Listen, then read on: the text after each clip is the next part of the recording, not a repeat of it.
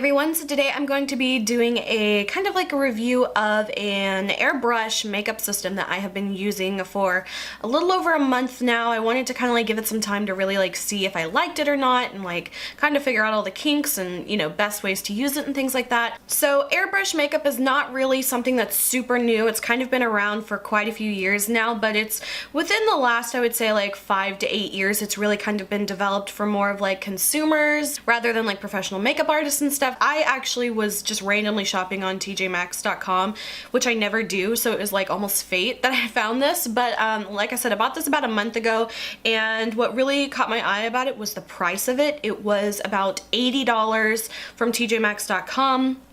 And with that, it comes with the airbrush system itself, and then it came with 2 colors of their foundation that you use with this system. So if you're familiar at all with any airbrush makeup systems, there's a lot of different companies that make them. I think there's like Temp2, Luminous, Dynair, just to name a few, which I've never tried before. So this is really kind of like the only, I guess, reference I have is just this one brand. So the brand is called Arial wand.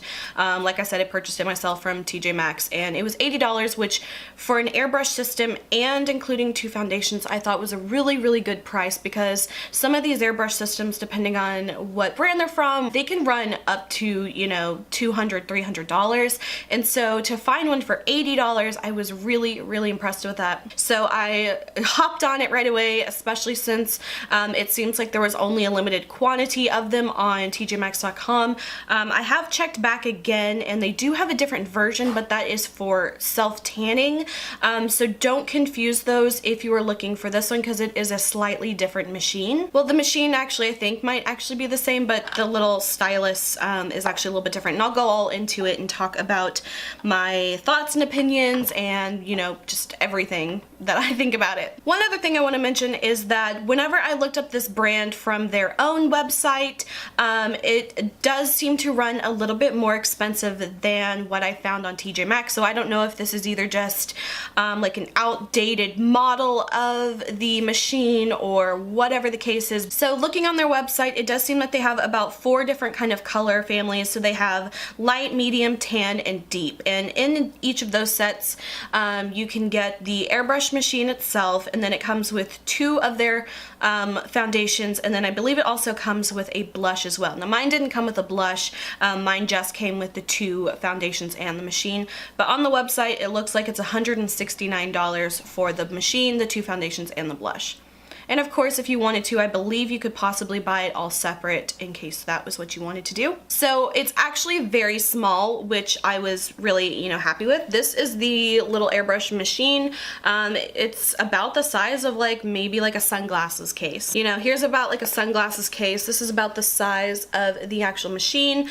Of course, it's about twice as thick and a little bit shorter, but overall, this is, I would say, pretty good size. A small, you know, it's small enough to fit like on a vanity or on your desktop or anything like that. And then the actual tubing that goes from the machine, from the air compressor to the actual stylus here, is pretty, I would say pretty long. I mean, I wouldn't say excessively long, but definitely long enough to like not have to feel like you're like 2 inches from the machine to like do your makeup. So I like that a lot. Then on the side here, there is a little plastic piece that pops in and out, and that is just like the little holder for the stylus, so that whenever you are not using it, it has a little nook for it to sit in. And then of course on the side it has the little spot to plug it in to where you will plug it into the wall. So a little bit about the stylus. This is what it looks like. It is a metal stylus. It feels really nice. It's not too heavy, it's not too light or flimsy. It feels pretty good, and I believe this is what's called a continuous airflow airbrush machine. So basically what that means is even if you are not holding back the little lever here,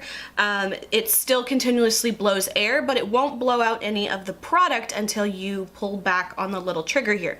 So right here is this little well, and that's where you put the products that you are using for your airbrush, whether it's foundation or blush or highlight or bronzer or even eyeshadow, eyebrows. I mean, there's really a lot of things you can do with airbrush makeup. One difference that I've noticed just from you know, watching other videos about airbrush machines. This one does not have a dial to really change like the pressure of it. However, I feel like it's not really necessary just from my experience of using this for about a month.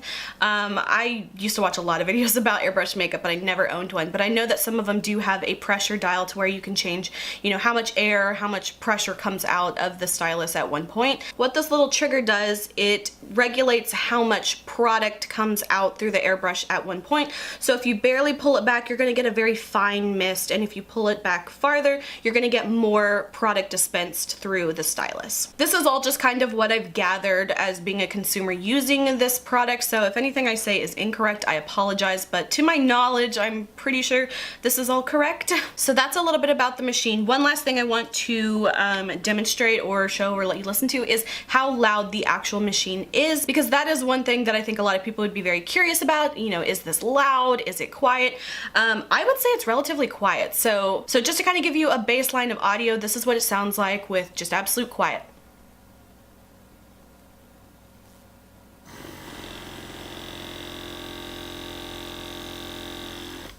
And that's what it sounds like on. So that's with it just sitting next to my desk. I'm gonna hold it up again and do the same thing just so you can kind of hear the difference. So silence.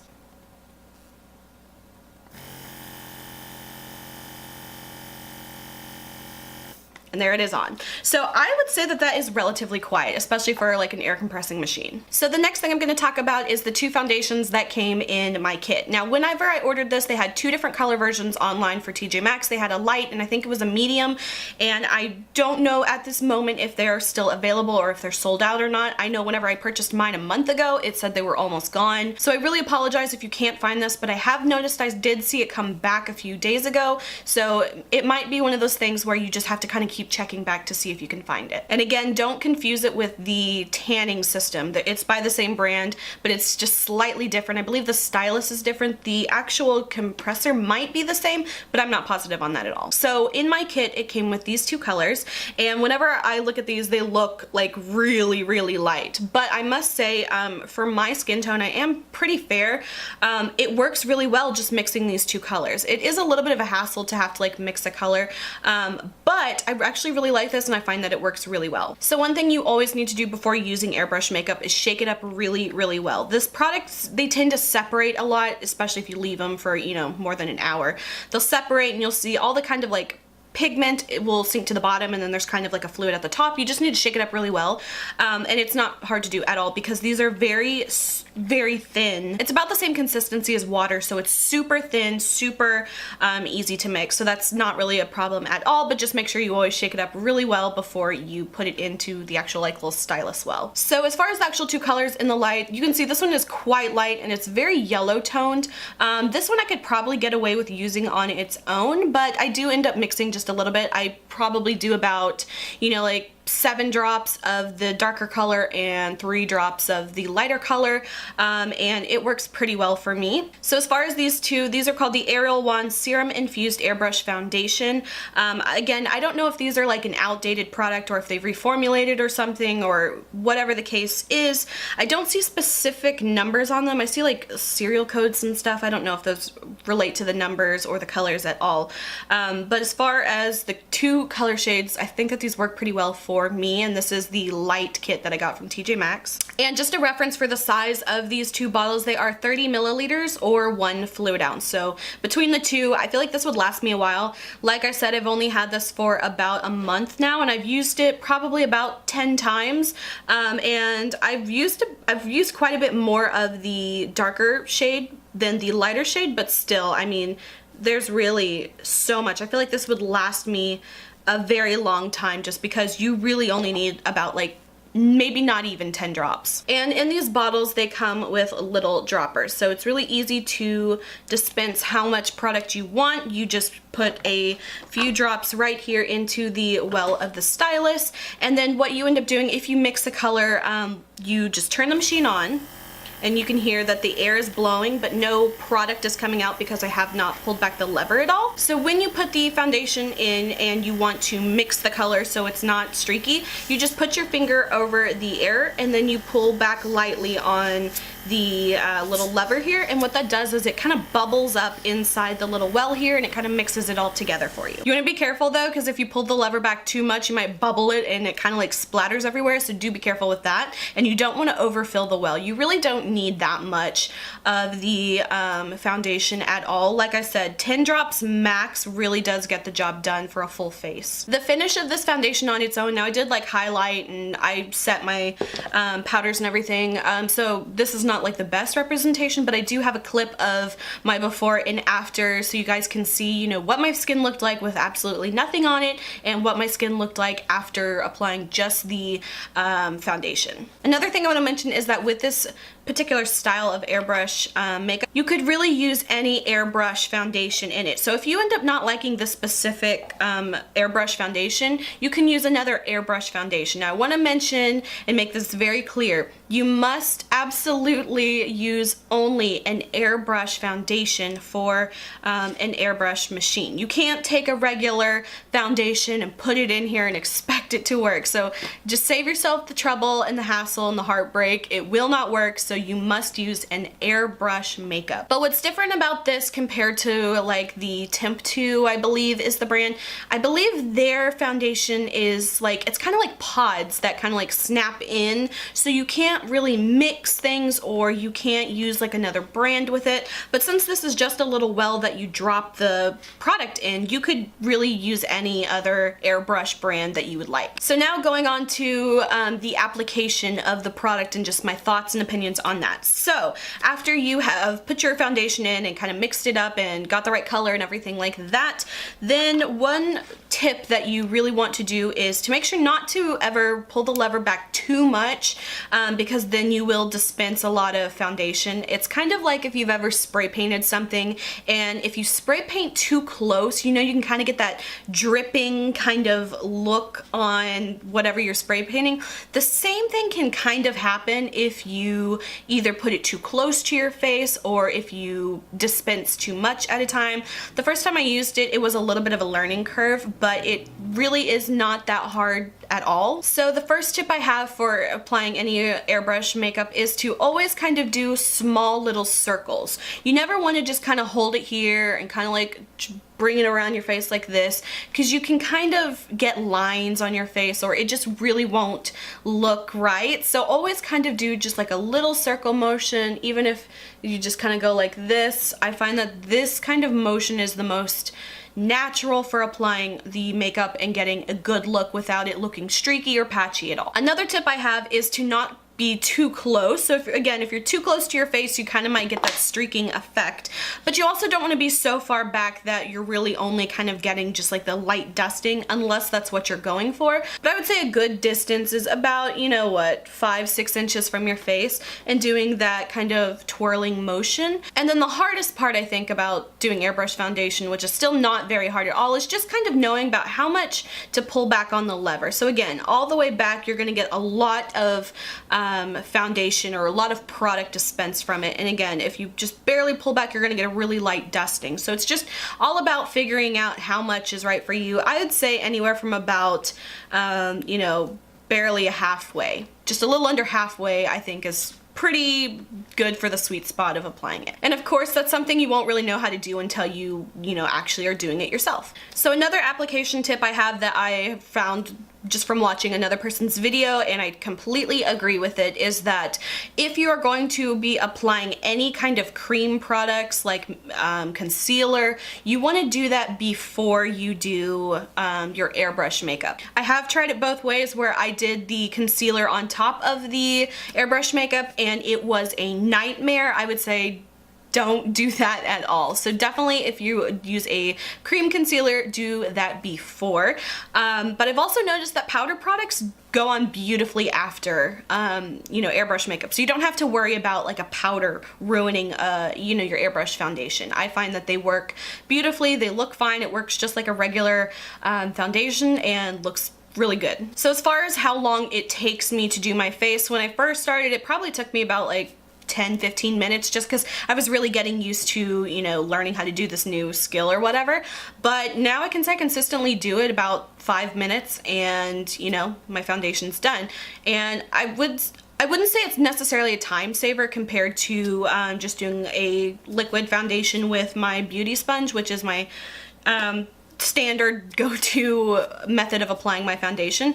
But I do really like the finish of this. I find that my skin just looks a little bit nicer, and it's not necessarily something I would do for an everyday kind of thing. Like if I was like going to school every day, I probably wouldn't do this every morning, but I do like the look of it, and if you have a little extra time or if it's a special event, I totally like the look of this. I think my skin just looks really nice. It feels super lightweight on my skin. Whenever I like touch my skin lightly, I do feel a little bit of product, but of course that's from like my foundation, of course, and then my powders and bronzer and everything like that. So I do feel a tiny bit of, you know, makeup on my face, so it's not gonna feel just like your naked skin.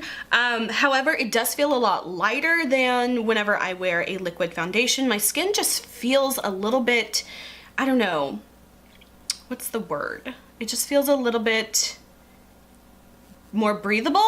Whenever you are applying the foundation on your skin, you don't want to touch your skin right away because you can smudge it or smear it or actually lift up some product. When I first tried it, I was applying the makeup and I had like a little eyelash on my cheek or something, just, you know, whatever. And so I like, you know, pulled off the little eyelash and I left this like really uneven patch of where just barely touching my skin, because it was still kind of wet, it lifted the foundation and it didn't cover very well after I had, you know, kind of messed it up like that. I tried to like go back and fix it.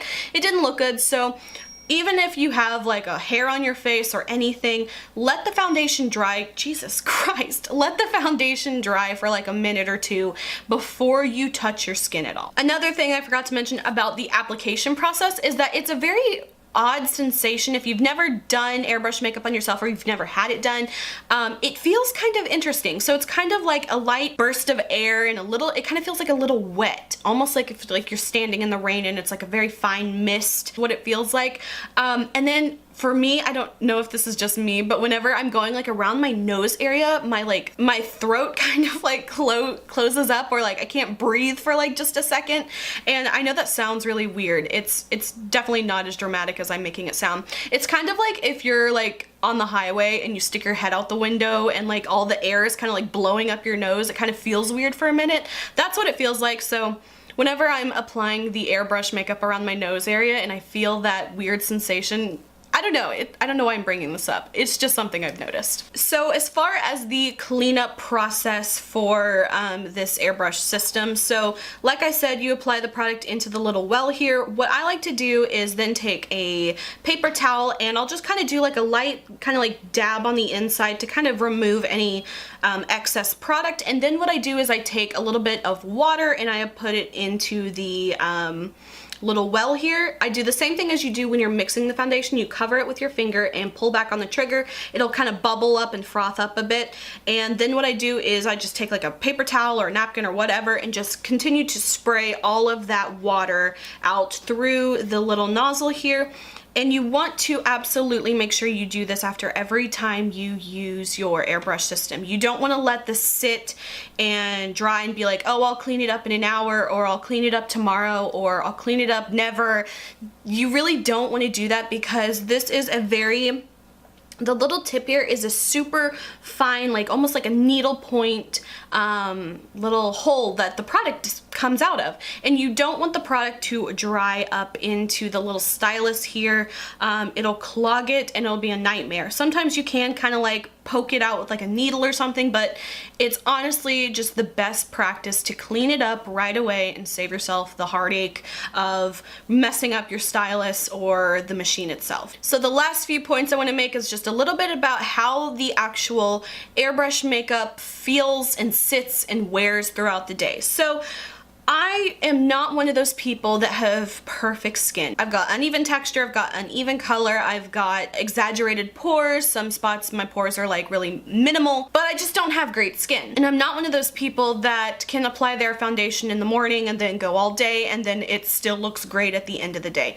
That's definitely not my skin, and I'm also a very, very dry skin girl. So with 99% of foundations that I have ever used, I have found that even if it looks really great the first hour or two, it's gonna wear down and not look that great by like 4, 5, 6 hours later. So for me, I'm really not the best skin type to like say, oh, this wears like this, just because every foundation I wear just kind of like doesn't wear well on my skin. But I have to say, I do actually really like how this wears a little bit more. Again, at the end of the day, it does kind of start looking a little patchy, mainly around my chin area. That's just always my problem area with acne, breakouts, and everything like that. So even at the end of the day, even though it's not looking as pretty and pristine as it was when I first applied it, it still looks a lot better than most traditional liquid foundations on my skin. So overall, that is my thoughts and opinions on this airbrush system. I really like it. I think for the price it's great, and I really like the products. Again, I'm sorry if you can't find this in TJ Maxx, but I have seen it come back a few times, so just keep looking, but I'm not really positive if it is completely sold out or not. So I hope you guys enjoyed this video. If you did, please like and subscribe. You can follow me on Instagram, link is below. And until my next video, I will talk to you guys later. Bye.